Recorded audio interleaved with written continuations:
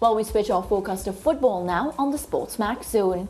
Teams continue to jostle for positions in the Jamaica Premier League. Here are the results from match week 25, which ended on Monday. So we had a 1-1 draw between Humber Lion and Mount Pleasant. Cavalier Gardens beating Montego Bay United 5-2. A 1-1 draw between Portmore United and Waterhouse. Another 1-1 draw between Bay United and Falkland. Dunby holding 7-1 against Chapelton Maroons. Cavalier overcoming Malines United.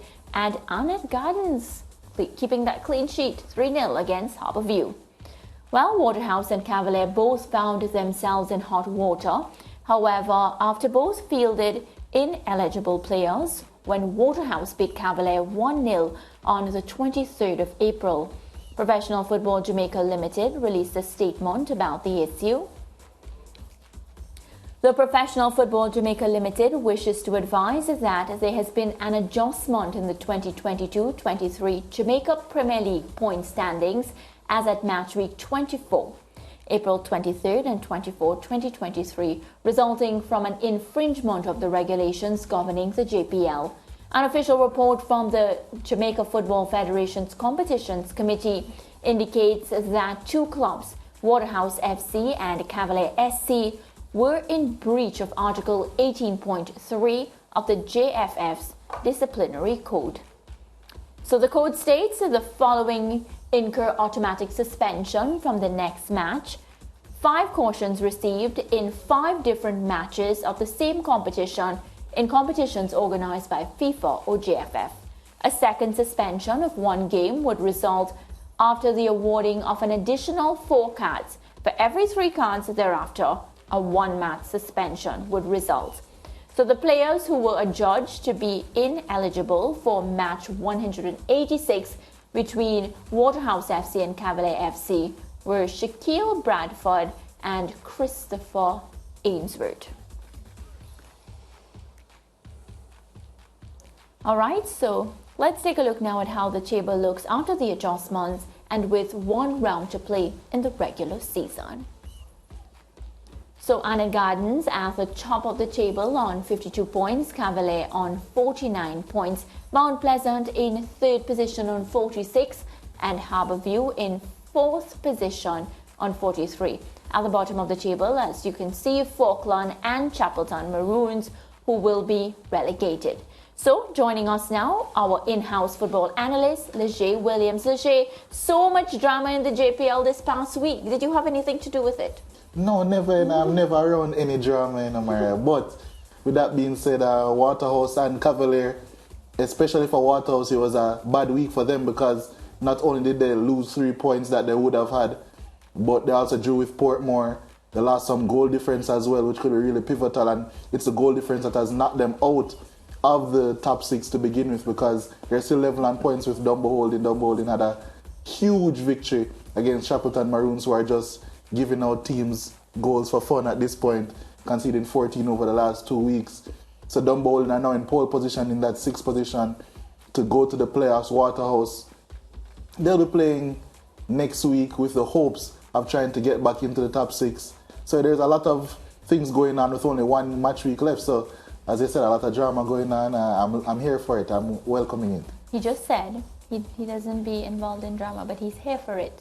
So he's onlooker, Lance. Do you think Waterhouse can bounce back from, all the different things that has been happening to them? Will they end up in the position that they would want to be, top 6? That's a difficult one, because next week they'll have a very tough game.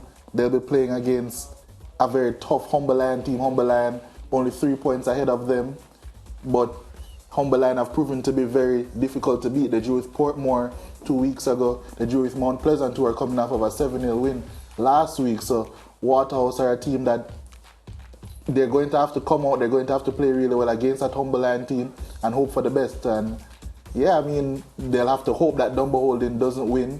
Or at the very least, if Waterhouse are going to win, they have to do so by a lot of goals, which they haven't scored this season. So it's going to be really interesting. Yeah, Arnett Gardens secured their place in the top 2 on Monday after their convincing 3-0 victory against Harbour View. You have been high on this Arnett team for quite some time now. I guess you're even more confident now, aren't you, given their consistency and impressive form, peaking at the right time, it seems. Yeah, I've said for quite some time I think that they're the best team in the league, not necessarily squad-wise, but in terms of how they play.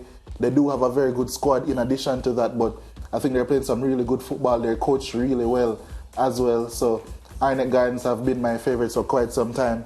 And when you think about the teams in and around them that have been pressuring them, Cavalier have lost their two best players in my opinion, in Dwayne Atkinson and Richard King. Mount Pleasant are really inconsistent. And now Arnett Gardens, when they come up against these difficult opponents like Harbour View, they dispatch them really well. Maybe Harbour View weren't all in it. But I think an important point to note as well is the fact that Arnett Gardens are not in the link-up like their opponents. So Harbour View will have an extra 2 games at the very least. Cavalier will have an extra 2 games at the very least as well.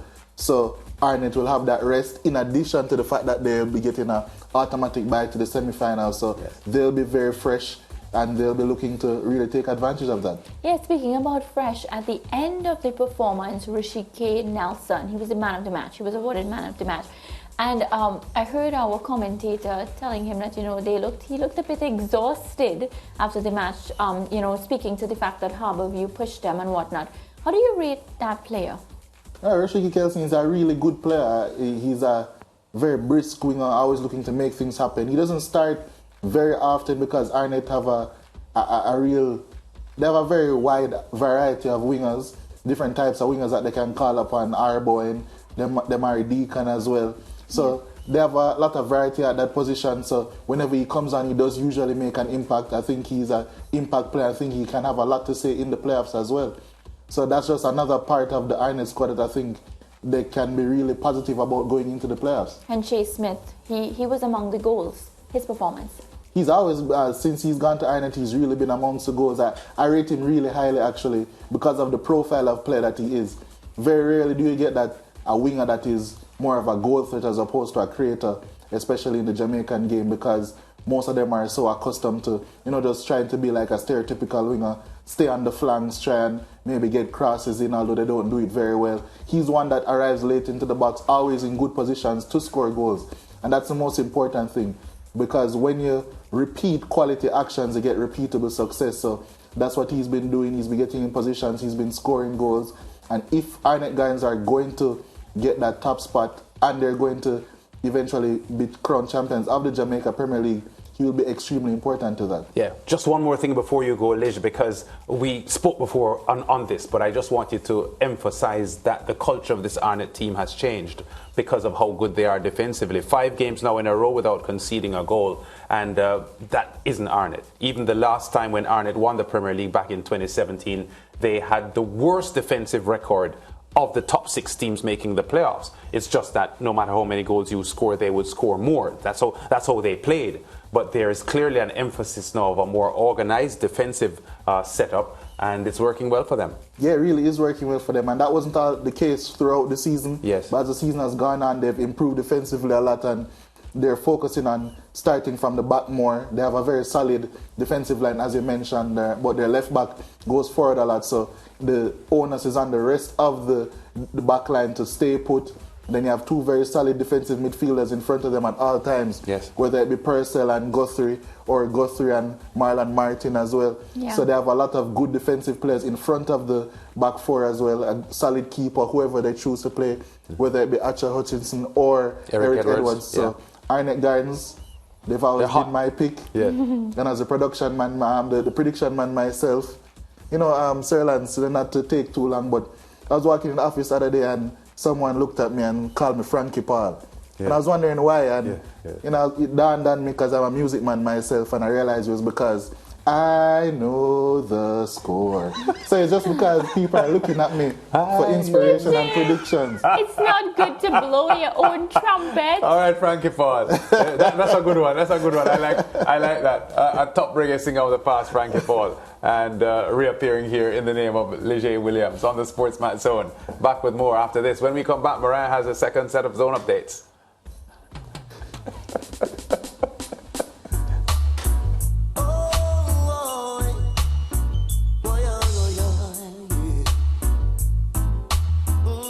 Stay with SportsMax on YouTube and follow us on all social pages for updates, news and entertainment.